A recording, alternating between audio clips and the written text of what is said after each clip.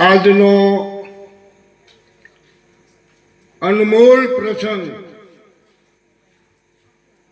જે સાહેબના પ્રાગટ્ય દિવસ નિમિત્તે ઉજવાઈ રહ્યો છે, એની અંદર આમંત્રિત તમામ મહાપુરુષો અને શ્રોતાગણ તમામને સાહેબ બંદગી, સાહેબ બંદગી. અત્યાર સુધી જે મહાપુરુષોએ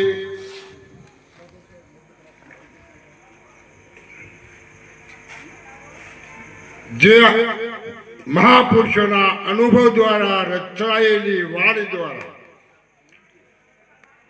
જે આપણને પીરસવામાં આવ્યું, પોતપોતાના અનુભવ દ્વારા જે રજૂ કરવામાં આવ્યું, એ અનમોલ હતું. કેમ અનમોલ હતું? કે એનાથી આપણો ઉદ્ધાર થાય એવું હતું. તો સાહેબ કહે છે કે જન્મ મુક્ત જહાં હતા વહાં હતા ન કોઈ. હે હંસ, તારી સાતમી ભૂમિકા છોડકર તું કહાં ચલાવે? કે જ્યારે તારો આ પંચ મહાભૂતનો શરીર નહોતો ત્યારે તું ક્યાં હતો, કયા સ્વરૂપ હતો? ઈ જ આખી જે હતી, ઈ આદિ જે હતી, ઈ દીદાર જે હતો, ઈ ભૂલી ગયો છો. એ તો ભૂલી ગયો છો.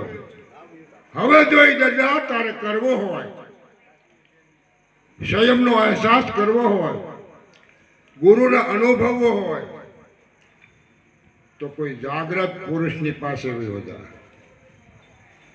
કોઈ પ્રગટ પુરુષની પાસે વિહો જા. તો હવે આપણે પ્રગટ પુરુષને કેમ ઓળખવા, કેમ પારખવા? આ સ્ટેજ પર જે બિરાજમાન છે ને, આ મંચ પર જે બિરાજમાન છે ને, એ તમામ પ્રગટ પુરુષ છે, એ જીવન મુક્ત પુરુષો છે. એવાના શરણે જવાથી આપણો દીદાર થાય એવું છે. ન તો જપથી થાય, ન તો તપથી થાય, ન તો તીરથથી થાય, ન તો વ્રતથી થાય, ન તો યોગથી થાય, ન તો સાધનાથી થાય. આ સંસાર છોડી દઈ જંગલમાં વયા જાય ને બાપા, તોય આત્મા પરમાત્માનો દીદાર ન થાય. હરિગુરુ સંત ના પાડે. મહાપુરુષ એક ટૂંકી વાત કરું. આમાંથી મને કેટલાક ઓળખો છો?